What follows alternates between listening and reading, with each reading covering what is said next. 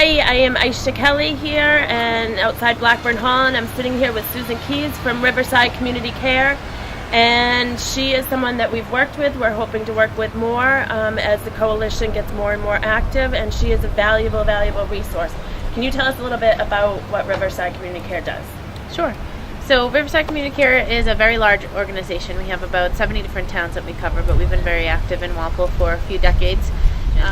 We evaluate folks that are having a tough time with, mental health and behavioral health and substance abuse crises. We actually respond to schools and police regardless of the insurance type. We'll go out and see someone in the community. And then folks can also see us in our offices in Norwood.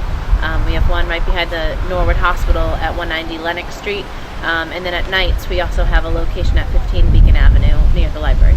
I remember one meeting you came to and you said that you met someone at a McDonald's one time. Yeah, so we try to get creative. Yep, so that. Now, this is every age group, right? Yes. And if someone does need to get a hold of you or is concerned, say a spouse is worried about a spouse, a parent's worried about a child, what's the best way to proceed? So we really try to get the word out through our different handouts, as well as we have a website, which is riversidecc.org. Our phone number, we have a 1-800 number for folks that can't afford to call the local number, but the numbers will be available in a graphic tied to this podcast. The number 781-769-8674. And once someone is evaluated, well, first let me ask this. When should they go to an emergency room and when should they contact you for an evaluation? It's a great question, one I get a lot. Essentially, we're trying to see everyone outside of the emergency room for psychiatric emergencies whenever possible.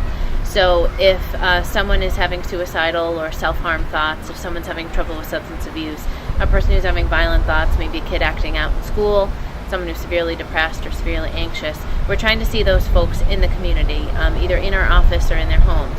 And the exceptions to that are really if there's a medical crisis at the same time, because we don't do a medical clearance. We don't do labs and bring a doctor or a nurse with us. We're master's level and higher clinicians from the mental health field. And we bring paraprofessionals with us as well.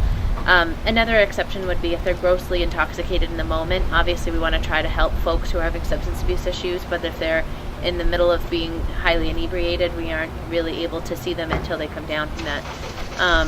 And then I guess our third exception would be if someone's completely out of control. We have the help sometimes of the community to be able to calm someone down, and obviously we are experts in de-escalation. But if someone can't calm down when we arrive, we sometimes have to utilize the emergency room at that point. But we try to respond first and figure out the situation whenever possible. So if anyone even has a hint or a thought, they should call you if they're concerned, Yep. and you'll let them know the best direction to go. Yes. All right. Well, we thank you very much for coming in and telling us, and we'll be seeing more of you, I hope. And that's it for today. Thank you.